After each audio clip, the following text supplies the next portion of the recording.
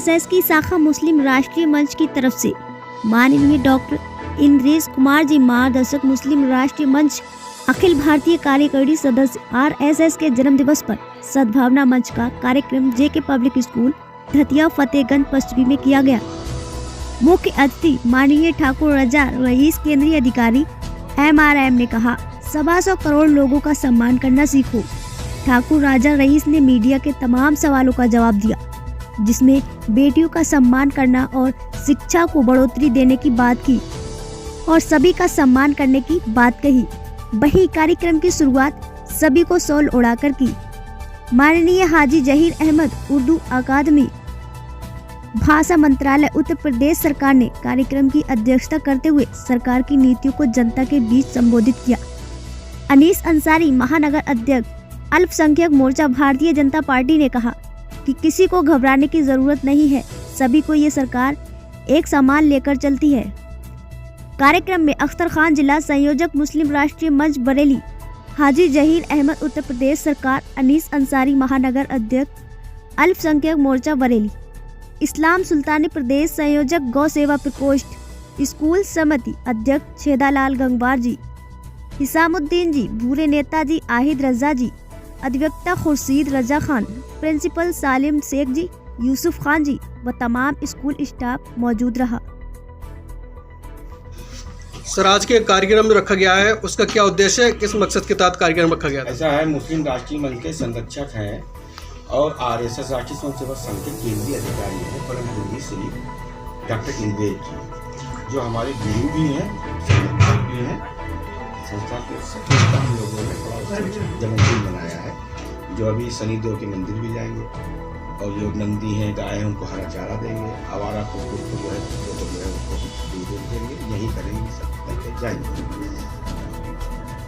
जैसे कि सर अभी आप अपनी स्पीच में एक शब्द कह रहे थे कि इस्लाम जो है 1400 साल पुराना ही मज़हब है, लेकिन अरशद मदनी तो ये कह रहे हैं कि दुनिया का सबसे पहला मजहबी इस्लाम है, क्योंकि हज़रत आदम अलैहिस्सलाम अल्लाह के नबी थे। उस पर क्या कहेंगे? देखिए, अभी भी हमने कहा था ना कि तक 20 साल पुराना नहीं करो तो सही नहीं। 1440 के पूर्व में इस्लाम आया और अरब की धरती से खड़े होकर के हुजूर सल्लल्लाहु अलैहि वसल्लम फरमा रहे हैं कि पूरा के हिंद से हमको सुकून की ठंडी हवाएं आती हैं।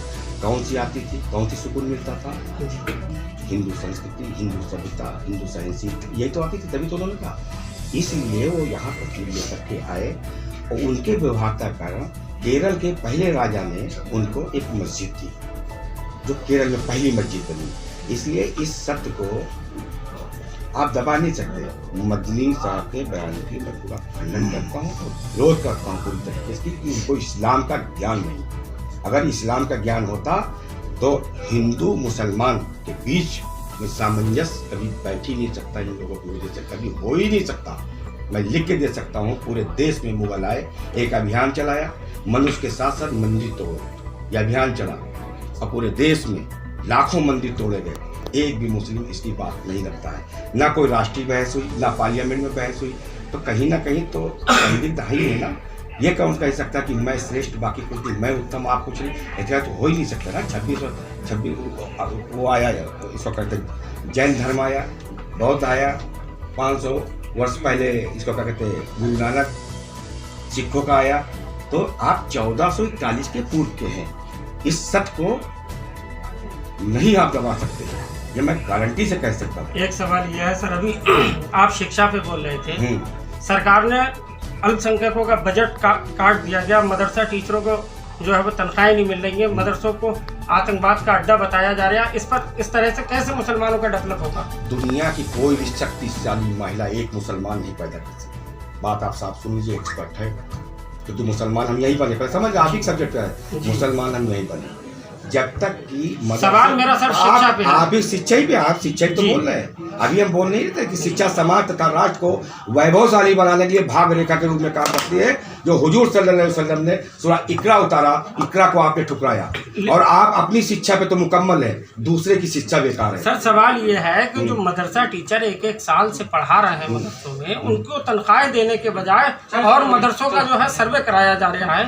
ताकि उसको जो है वो खसाया जा सके, ये कह के कि ये आतंकवाद की शिक्षा दे रहा है। तो क्या लगता है इस्लाम और कुरान के आतंकवाद की शिक्षा देता है? ऐसा है मैं गैर राजनीतिक हूँ, पहले सुनिए, ये सरकार का विषय है, दे रही नहीं दे रही क्या है। तो सरकार से भी तो कहीं ना कहीं सर आप लोग रिलेटिव ही हैं। हम तो हुकूमत से हुकूमत करने वाले लोग हैं। अगर कहीं इनको दिक्कत आ रही है, हर निर्माण से पहले व्यक्ति निर्माण, अगर इनको दिक्कत आ रही तो हम इनको जो है सेटिस्फाई करेंगे। अब नहीं जा रहा तो इनके विभाग का मामला जी, ये इनके कहाँ मुशायरा होना ये कराएंगे ना, मुझको थोड़ी कराना है। ये सब उर्दू एकेडमिक काम है, मदरसे काम है, ये इन लोगों का विषय है। आप सामाजिक उस पर, राष्ट्र के उस पर, इस पर आप सवाल। सर हिंदू राष्ट्र पे क्या कहेंगे? ऐसे बनेगा हिंदू राष्ट्र के जंतर मंतर पर मुसलमानों को कत्लेआम करने की पुरजोर वीडियो वायरल हो रही है सोशल मीडिया पे। ऐसा है, दिल्ली में जो हो रहा है तो इसके लिए आप लोग क्यों नहीं बोलते? मौलाना मदनी जैसे लोग इस तरीके का जब बयान देंगे, अपने घर में बुला करके सर्वजन समाज का सम्मेलन कर रहे हो, वहाँ पे अपने आप को श्रेष्ठ कहोगे तो बुरा लगेगा। क्योंकि एक तरफ 1 अरब 15 करोड़ लोग हैं, समझ लीजिए, एक तरफ 1 अरब 15 करोड़ लोग हैं, एक तरफ 15 करोड़ लोग हैं, तो कैसे आप श्रेष्ठ हो सकते हो? तो इसका मतलब तो सर फिर दबाया जाएगा। कहाँ दबाया जाएगा? वही तो मैं जानना चाह रहा हूँ, हिंदू राष्ट्र पर आरएसएस का क्या स्टैंड है? बिल्कुल है, आप हमारे साथ हो, आप हमारी मुख्य धारा में हो, लेके चल रहे हैं आप लोगों को। नहीं, अगर कहीं बवाल होता है तो मतलब उसमें एक पक्ष की कार्रवाई होती है, इस मामले में क्या है? कुछ कहीं पे कैसा होता है कि बड़े नेताओं का कोई जवाब नहीं आता। हम लोगों के बयान किया है, हमारे ऐसा संचालक जी के बयान किया है, वो तो कहते हैं वो तो मेरा अपना ही अंग है, अपना ही अंश है, अपने ही दादा बाबा इनके सबके हमारे एक थे। या हमारा जो बयान जो मुख्य धारा से आ रहा उसको तो समझे पहले। अब कुछ लोग बाहर से आए वो कर रहे हैं, आपके यहाँ भी पत्थर चलाते हैं, तो इसमें कोई दिक्कत नहीं, आपके यहाँ भी तो पत्थर चलते हैं, सब चलते हैं। इसलिए इसको रोकना काम जो बड़े बड़े धर्मगुरु मौलाना हैं, उन्होंने मुसलमानों को सही दिशा नहीं दिया। यदि सही दिशा दिए होते तो आज ये प्रॉब्लम नहीं होती जो आज खड़ी हुई है। सही दिशा से क्या तात्पर्य है सर? सही दिशा पे तात्पर्य है आप हमारी इज्जत करो, हमारा सम्मान करो। मैं कह रहा हूँ 1 अरब 15 करोड़ लोग हैं हम लोग, तो आप सम्मान नहीं करेंगे?